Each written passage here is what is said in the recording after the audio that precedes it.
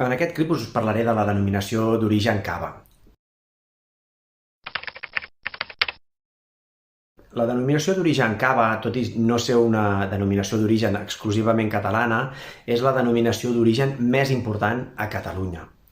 I us parlaré obrint una ampolla de cava, una mica perquè ho veieu. El cava està elaborat exactament igual que el xampany. Això se'n diu mètode tradicional de la manera d'elaborar cava. Un cava sabem tots que té bombolles a dintre, i això és perquè un cop elaborat el vi s'elabora en grans dipòsits d'acer inoxidable normalment, el col·locarem a dins de l'ampolla, de totes les ampolles, i a més de posar-hi el cava, hi afegim una mica de sucre i una mica de llevat. El sucre i el llevat ja sabeu que és la manera de generar una nova fermentació. El llevat es menja el sucre, fa una segona fermentació, i amb aquesta fermentació, a part de pujar una miqueta el grau alcohòlic, també es generen les bombolletes, el gas carbònic.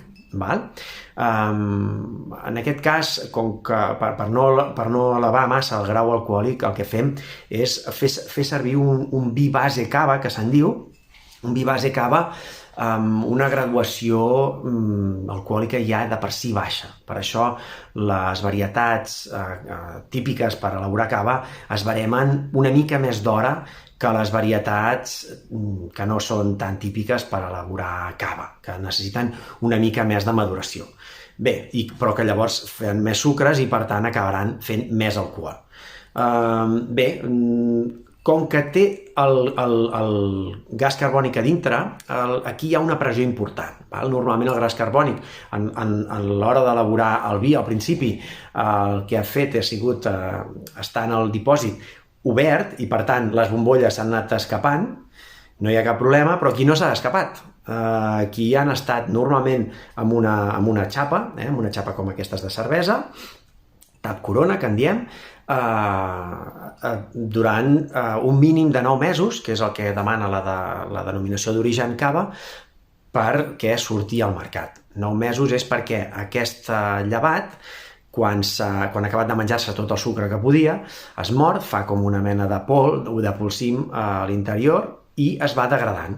La degradació d'aquest llevat és el que li dona la qualitat en el producte. Com més temps estigui el llevat en contacte amb la resta de cava, doncs més s'anirà degradant i més anirà aportant aromes, aquests típics aromes que diem que són de brioixeria del cava, doncs ve d'això. Com menys temps hi estigui, menys aromes podrà aportar. Però fixeu-vos que el cava, aquesta és una ampolla comercial, doncs no es veu res de pols aquí dins, no? La raó, doncs perquè abans de sortir al mercat, el celler el que es fa és el procés de degorjat, que se'n diu. Es posa l'ampolla de cap per avall, amb un sistema actualment mecànic, però en la majoria dels casos, però molt a poc, perquè aquest polsim desaparegui del tot, no quedi gens impregnat a les parets, tarda unes quantes setmanes a fer aquest procés, i després, doncs, amb un moviment molt ràpid, bé, això seria a mà, i si no, doncs, congelant la part final del cava, a través d'una màquina, es congela, s'extreu el llevat, es torna a tapar, i ja, en aquest cas, amb el tap de suro, que sortirà i es posa això d'aquí, que és el morrió i la càpsula. Bé, obrirem aquesta ampolla de cava perquè així us explicaré una mica millor. Hem tret tot el que serien les marques.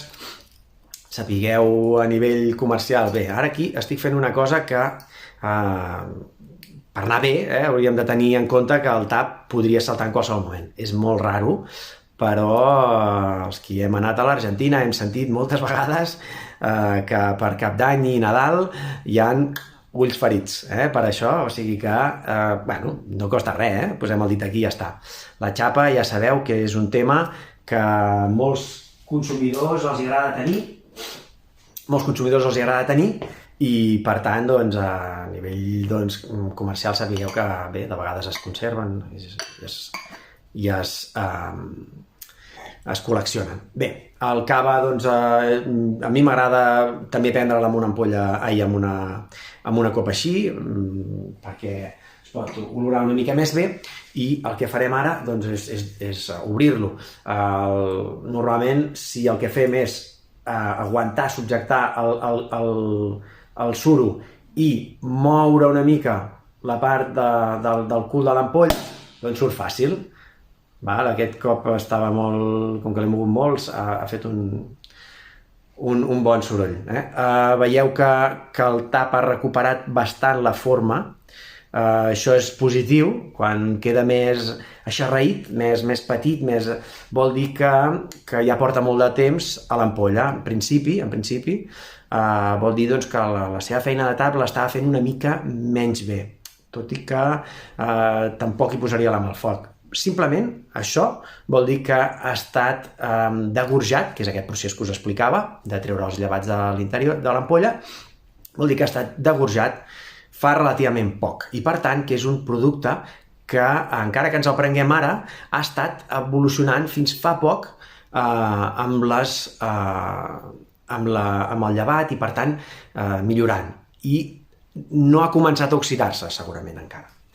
Bé, de caves n'hi poden haver-hi de diferents qualitats. N'hi pot haver de sec, de semisec, n'hi pot haver de brut i de brut nature, sobretot. Això fa referència a una altra cosa. Quan hi traiem el llevat, bé, l'ampolla de cava, diguéssim que estaria omplerta fins aquí, però en canvi això no seria correcte, i el que es fa és reomplir-la. De què la reomplim? Doncs en funció del què reomplim, doncs podem alterar una mica el gust del cava. En aquest cas, si l'omplim altre cop de més cava, d'una altra ampolla que no haurem fet servir per comercialitzar, sinó per anar reomplint les de més, doncs aconseguirem un cava brut nature, és a dir, tal qual. Quan el cava és brut, vol dir que hi hem afegit alguna cosa, que normalment en diem licor d'expedició, que tenia un component de sucre important. Pot ser un licor, pot ser most concentrat o most directament del mateix celler. Cada celler aquí utilitza la seva fórmula. Això és important, sabem que hi ha cellers que utilitzen productes de més qualitat i d'altres que utilitzen de menys qualitat. El preu sovint indica pistes sobre això. Quan hi posem encara més sucre, doncs tindríem un semisec i un sec, i després encara més sucre, un semisec, exacte. Diguéssim, tendint cap a dolç, semidolç i dolç. Bé, per tant, té a veure amb la quantitat de sucre que s'hi afegeix. Avui en dia, pràcticament tots els caves que tenim comercialitzats són o bruts nature. A nivell internacional són més brut i a nivell nacional més brut nature. El xampany, el gran referent per comparar un cava a nivell internacional, és brut, perquè a la zona de xampany, bé, el cava brut nature és massa àcid. Nosaltres, com que tenim un clima més benèvol per fer vi, doncs podem fer un brut nature i que tot i això sigui molt agradable. Bé, com veureu, una de les coses que ens mirem en el cava doncs és la bombolla. Aquí, en aquest cas, tenim una bombolla bastant persistent, és un cava molt genèric, aquest d'aquí, puja molt bé, i una de les coses que mirem a la cata és si aquesta bombolla després serà persistent, si al cap de mitja horeta encara anirà sortint o ja s'ha anat apagant amb el senyal, i també si en el tast, doncs, ostres, et queda separada, t'omple la boca però no et deixa veure correctament el producte, o si s'integra amb el líquid i doncs et fa més una mica un pessigolleig. Això acostuma a indicar l'edat d'envelliment del cava. Aquest gas carbònic queda més... Bé, finalment ha d'anar... sucumbint al fet d'estar a l'interior d'un líquid i mica en mica va apagant la seva intensitat gràcies als anys o mesos de criança en el celler. En aquest cas,